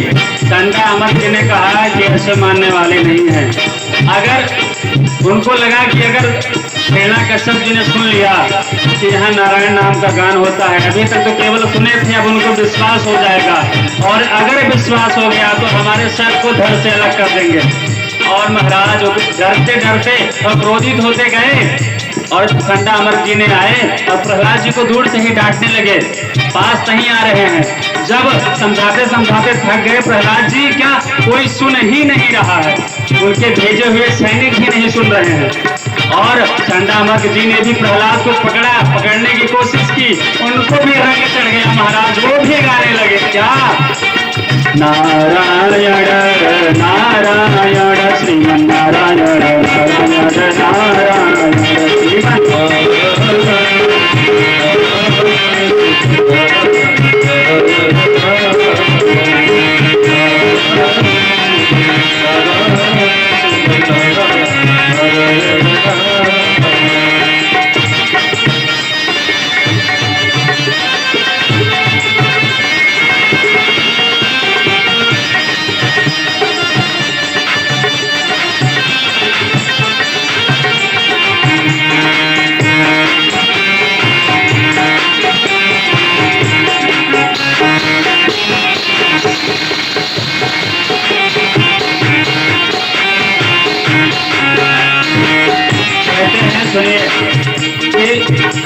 कीर्तन में ताली बजाने से क्या होता है? ताली बजाने का मतलब ये होता है कि आपके हाथ की जो रेखाएं अगर बिगड़ भी गई होंगी तो ताली बजाने से वो रास्ते पर आ जाती है महाराज। इसलिए ताली अवश्य बजाएं और बड़े भाव के साथ सभी लोग आइए। नारायण नारायण श्रीमन नारायण नारायण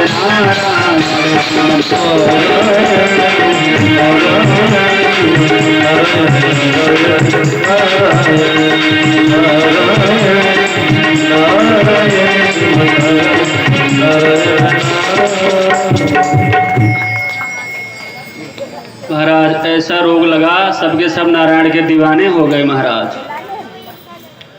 आज हिरण्याकश्यप को जब पता लगा कि वो हमारा दानव विद्यालय नारायणमय हो गया है, हिरण्याकश्यप आए और जब उन्होंने देखा कि सब नारायण नारायण गा रहे हैं और आज क्रोधित हो गए और प्रहलाद से कहने लगे, बता कहाँ है तेरा भगवान नारायण। प्रहलाद जी कहने लगे कि पिताजी वो तो सर्वत्र अंतर्यामी हैं, बस हमारे अंदर भाव होना चाहिए कि हम किसके अंदर नारायण को देख लें। अरे हर मानव में माधव का वास है, लेकिन हमारी वो चक्षु होनी चाहिए देखने वाली।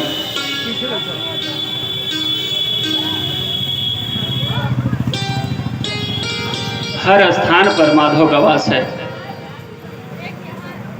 कि सूर अनेक फिरे कण मांगत, पै पद सूर सुस्वाद कहाँ। पुनि ताल मजीरा बजाती फिरे, मीरा मतवारी सी चाह कहाँ। किसी राम कथा कितनों ने लिखी, सिया राम कथा कितनों ने लिखी, पर तुलसी जैसी मर्यादा कहाँ। और नरसिंह बसे प्रतिखंभन में, पर काढ़न को प्रहलाद कहाँ। अरे हमारे भगवान तो हर एक कण में, खंभे में, लता पत्ते आदि सब में है विराजमान, पर उनको देखने के लिए प्रहलाद जैसी महाराज भक्तिमयी आंखें चाहिए। जब उनके जैसा विश्वासमय भक्तिमय चक्षु नहीं प्राप्त होगा तब तक हम भगवान को नहीं पा सकते। हिरण्याकश्यप ने कहा, इस खंभे में तेरे भगवान हैं? प्रहलाद जी ने कहा, हाँ पिताजी। और अपने गदा से खंभे में जोर से प्रहार किया और खंभा बीच से फट गया महाराज, और नरसिंह भगवान प्रकट हो गए। बोलो नरसिंह भगवान की महाराज। वो नरसिंह भगवान, शरीर उनका शेर का, मुख शेर का, पूरा शरीर मनुष्य का है महाराज। हाथ के जो नख हैं वो शेर जैसे हैं महाराज। और हुंकार भरते हुए, गर्जना करते हुए भगवान श्री नरसिंह भगवान प्रकट हो गए। आज अपने नन्हे से बालक की रक्षा करने के लिए प्रभु प्रकट हुए हैं।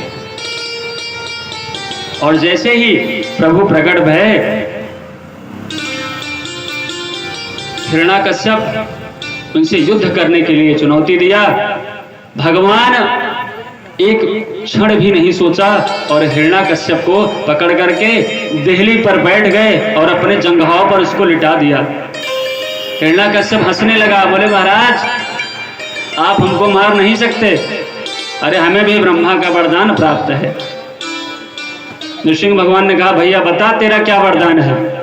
हिरण्याकश्यप कहता है न दिन में मरूं न रात में मरूं। भगवान ने कहा पहले तू देख ले कौन सी वेला है, गोधूली वेला है। हिरण्याकश्यप ने कहा न अंदर मरूं न बाहर मरूं।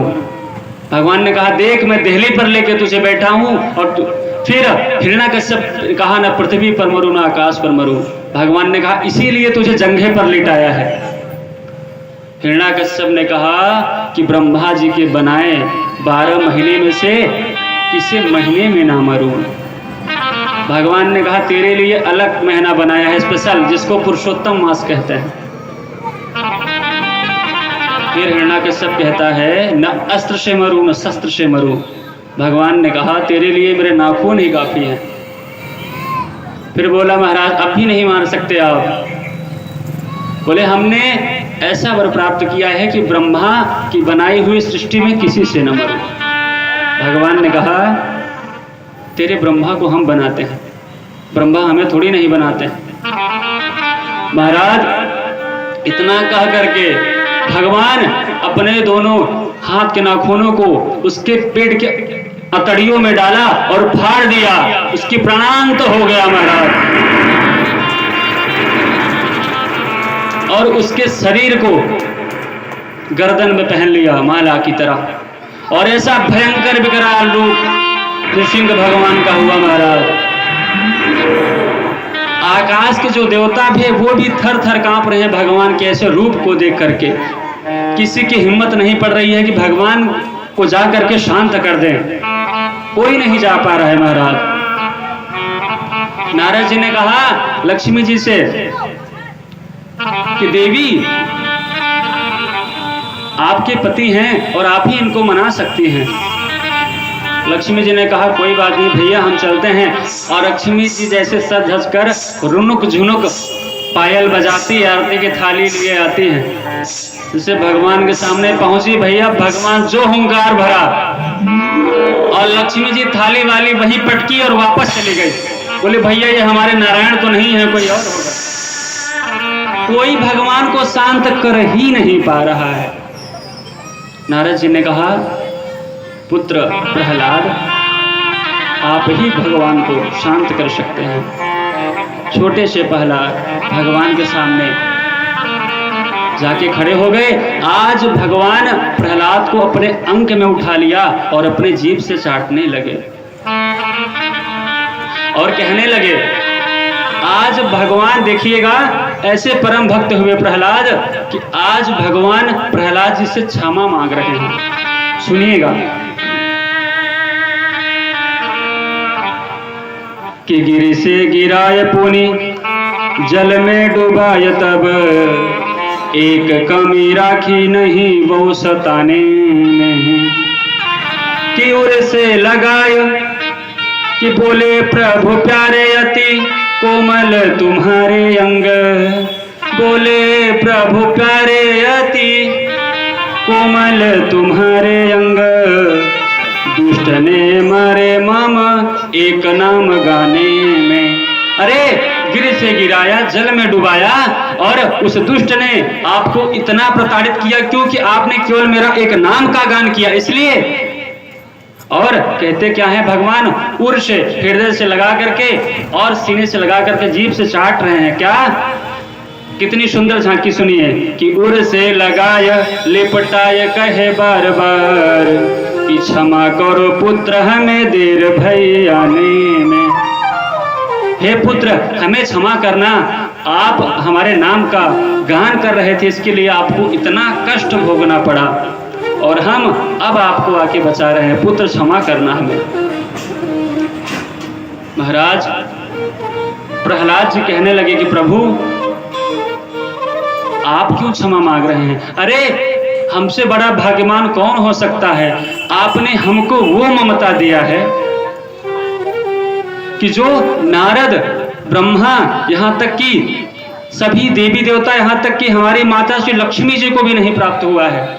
लक्ष्मी जी केवल भगवान के चरण को ही स्पर्श किए हैं। ब्रह्मा जी केवल भगवान के पग से निकला हुआ जल धो के कमंडलू में रख लिए हैं बस। लेकिन आज ऐसे भक्त प्रहलाद हैं जिसे ने भगवान साक्षात अपने हृदय से लगाया है। बोलिए राधे राधे। ऐसे हैं भक्त प्रहलाद। तो कहा जाता है अगर भगवान से प्रेम लग गया ना महाराज, छलिया से, मोहन से प्रेम लग गया तो ये बात केवल आप जानेंगे और भगवान की भक्ति क्या होती है केवल एक भक्त ही समझ सकता है। भगवान की भक्ति एक भक्त समझ सकता है, किसी दूसरे व्यक्ति से पूछो महाराज तो नहीं बता पाएगा। आप लोग कथा में आते हैं, कथा श्रवण करते हैं, किसी तीसरे से पूछिए, कोई आपसे कहे भैया जाके 3-3 घंटे बैठे रहते हो आप, मिलता क्या है आपको वहाँ, तो आप उसको कैसे बता पाओगे। आप यही कहोगे कि मिलता वो है कि जो हम शब्दों में बता नहीं सकते। हमारा भगवान से इतना प्रेम जुड़ा है, ये बात तो केवल हम और मेरे मोहन ही जान सकते हैं। एक भजन गुनगुनाएंगे कि मोहन से दिल क्यों लगाया है, ये मैं जानूं या वो जाने। तो आप लोग बड़े भाव के साथ गाइएगा।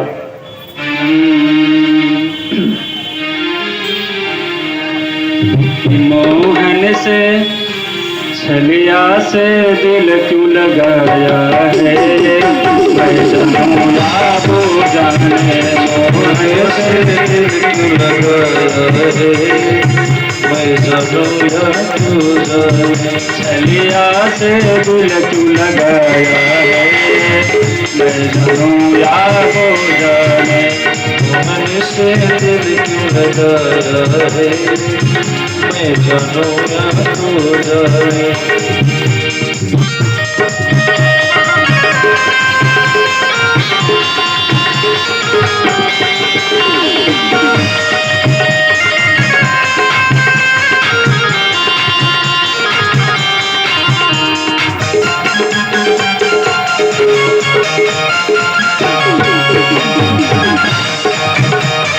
ऐसे नहीं, ऐसे तो बात मानी ही नहीं जाएगी। आप लोगों को भाव तो आ ही नहीं रहा है। अरे छलिया से बस 2-4 लोग प्रेम लगाए हैं और कोई नहीं लगाया है। कन्हैया केवल 2-4-5 और हमारे पुरुष वर्ग बस इतने ही भक्त हैं और कोई नहीं है। आप सभी तो हैं, तो भाव तो देखिए उनको लगे तो कि कौन कौन उनका प्रेमी है। ऐसा मन में भाव बनाए और सब एक साथ में मिल करके भगवान को बुलाना है। क्या कि मोहन से दिल क्यों लगाया है, ये मैं जानूं या वो जाने। छलिया से दिल क्यों लगाया है, मैं जानूं या वो जाने।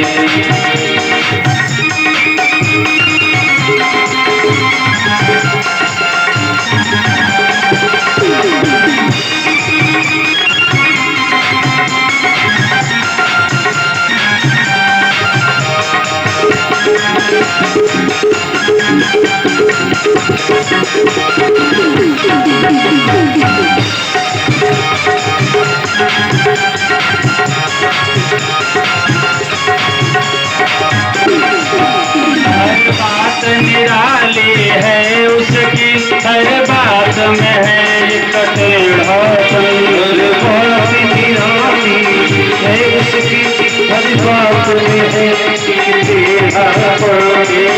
टेढ़ी बातें करता है सबका मन मोहन। टेढ़ी बातें करता सबका टेढ़े पर दिल क्यों आया है, मैं जानूं या वो जाने। आया है, मैं जानूं या वो जाने। बोलो बांके बिहारी लाल की।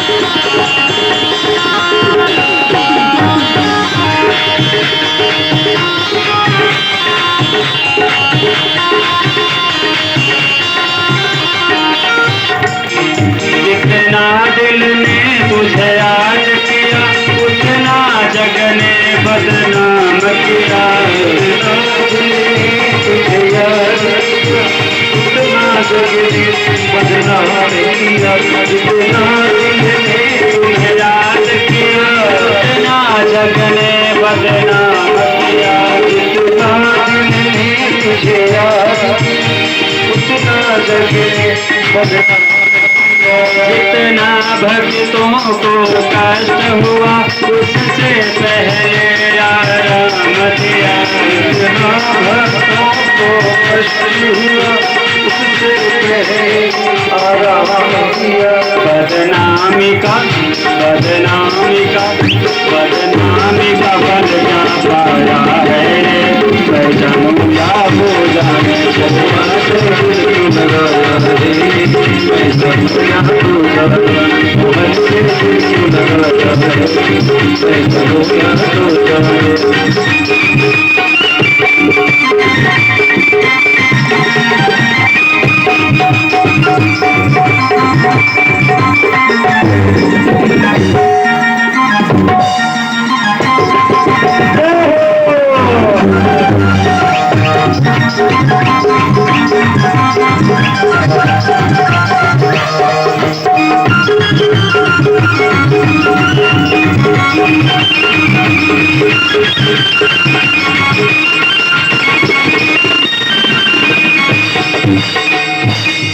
तेरे प्यार ने दिल दीवाना किया, मुझे सजग में बेगाना किया।